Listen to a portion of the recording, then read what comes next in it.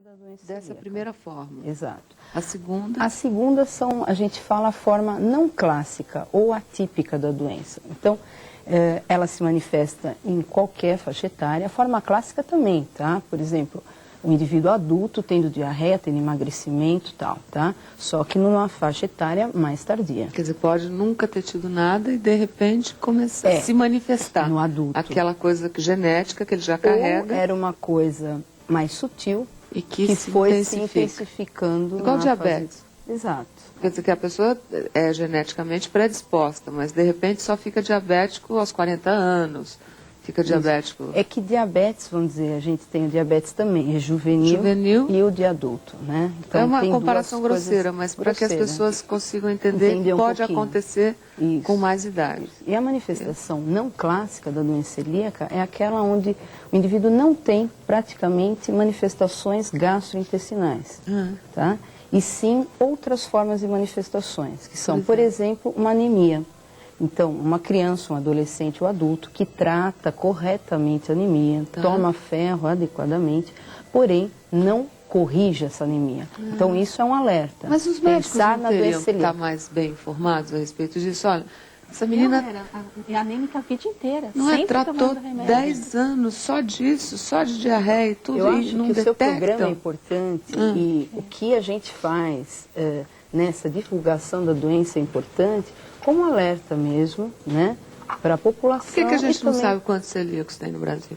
Infelizmente, a gente parte de um país onde há uma miscigenação muito grande, tá? Então, possivelmente, a incidência da doença não é a mesma nas diferentes regiões do Brasil, tá? Por exemplo, tem gente que é mais predisposto a ter? Porque ela é de uma predisposição genética. Tá? Então, por exemplo, na Europa, a incidência da doença celíaca é em torno de 1 para 200, 1 para 300, 1 para 500, de acordo com cada país. Tá? O último estudo multicêntrico feito na Itália mostrou uma incidência de 1 indivíduo para cada 200 investigados. Tem tá? mais europeus com essa doença do que em países... Então, ela é uma doença muito frequente e muito conhecida na Europa. Tá? E a gente aqui Quer dizer, aqui no sul do país seria mais, onde a gente tem uma concentração maior. Possivelmente. Como é que você descobriu a doença do Igor? Foi bem difícil para descobrir. Fazer o diagnóstico do Igor foi bem difícil, porque ele apresentou sintoma com 3 meses de idade. Você amamentava nessa época? Não, ele tomava mamadeira e na época a pediatra pediu para colocar farinha de aveia na mamadeira. Na mamadeira. E aí ele começou a vomitar. Né, ter esse tipo de sintoma, mas até aí é o leite, né? Vamos investigar se é o leite. A lactose, começa sempre por aí. Aí foi trocando de leite e nada resolvia. Aí foi ficando cada vez mais intenso aquele estado dele, toda hora vomitando, já chegou... E emagreceu bastante? Não emagreceu, na época não, porque ele ficou inchado. Ele teve um outro processo, né, doutora Vera? E aí vamos investigar o que acontece com essa criança, né? Então, suspeita de refluxo gastroesofágico, precisava operar, não sei o que e tal, nada. Até que, depois de 9 meses, nós conseguimos encontrar alguém que pensou em doença celíaca. Na sua família não tem ninguém com doença celíaca? Não, que a gente sabe não, né? E aí foi feito o diagnóstico, foi mesmo a fundo, né, fazendo os exames. Que tipo de exame tem que ser feito? A biópsia do intestino delgado. Foi o que ele fez na época, para confirmar mesmo.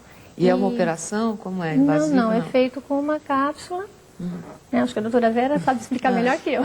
É como se fosse fazer então, a gente pode fazer a biópsia do intestino delgado de 2 formas. Uma, através da endoscopia digestiva alta e a pinça da endoscopia alta, chegando ao endoscópio na porção mais distal do duodeno, na segunda porção do duodeno, e colhendo um pequeno fragmento do intestino e isso analisado ao microscópio. Outra fórmula é a por cápsula. Então, é uma sonda que está conectada numa cápsula, chamada cápsula de Watson, que ela tem 1 ou 2 orifícios, dependendo da cápsula, e aí o médico introduz essa sonda, através da boca.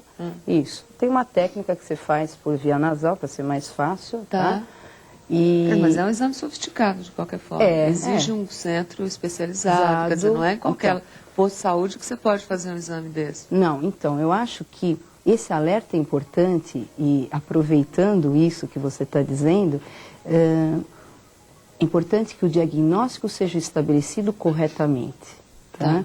Então, que as pessoas que imaginam que possam ter a doença celíaca, que não retirem o glúten da dieta e vejam o que acontece. Isso não deve ser feito. Não? Ele deve procurar um serviço especializado, seja um gastropediatra, um gastroadulto. Se não for tratado, morre? É uma doença que mata? Olha, existem as complicações da doença celíaca. Pode uma diarreia com distúrbio hidroeletrolítico muito importante, tá? E o indivíduo ter diarreia, desidratar e ter problemas do desequilíbrio dos distúrbios hidroeletrolíticos que acontecem. Hidroeletrolíticos é muito Vamos dizer, o indivíduo tem diarreia... Fica com dor de barriga até desidratar. É isso? Desidrata, perde sal, né? Não consegue ficar com o equilíbrio das, vamos dizer, das substâncias normais do organismo. organismo. Pode vir a falecer. Agora, tem as complicações da doença. Então, por que o indivíduo que tem a doença celíaca tem que fazer o diagnóstico correto antes de retirar o glúten da dieta, através de marcadores sorológicos e a biópsia do intestino delgado? Tendo a atrofia virositária, inicia com a dieta totalmente isenta de glúten durante toda a vida. Nunca mais. Não deve ingerir, tá? Por quê? Porque aí o indivíduo pode ter as suas complicações da doença. Além de ter as manifestações clínicas, o indivíduo pode ter, por exemplo, não ter a diarreia em si, mas ter osteoporose, ter anemia, ter esterilidade, tá? Abortos de repetição, tá? Formas neurológicas, até depressão. Você não se alimenta direito, você não tem todos os nutrientes no seu organismo. Exatamente. E aí vai numa cadeia. E complicações até malignas, como câncer, de todo o trato digestivo, que é a complicação mais grave, vamos dizer, da doença. Seria de todo, acometendo todo o trato digestivo, pode acontecer, especialmente em intestino delgado. Agora, como é que uma criança consegue viver sem comer o pão, o bolo? Eu acho que é uma das maiores dificuldades é a dieta em si para essas pessoas. Mas eu acho que é uma questão de disciplina mesmo, né? É trabalhar a disciplina da criança. Como é que é, Igor? Você às vezes tem vontade de comer? Eu tenho, só que a minha mãe faz, a Marilis faz, e aí eu como. Ele encontrou a Marilis, né? Que faz Encontrou a uma série de Marilis, que inclusive a Marilis hoje vai cozinhar pra gente, né? Nós vamos fazer hoje uma coxinha sem farinha, que é uma ultra novidade, que é uma culinária altamente especializada e diferente, porque tem que ficar com o mesmo sabor, né? Para agradar desde crianças até adultos, e criança eu acho que é mais difícil, né?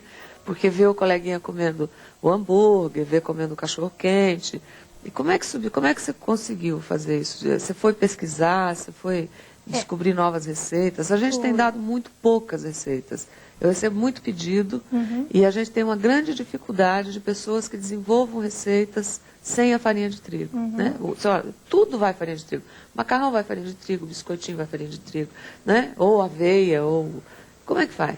Bom, eu fui primeiro fazer um curso com uma nutricionista, né, de cara, assim, porque eu precisava me achar. Porque logo de cara a gente fica pensando o que eu vou fazer, como é que eu vou substituir uma bolacha, como é que eu vou substituir um pão, porque é complicado de fazer em casa. Joguei um monte de coisa fora, né, porque não dava certo.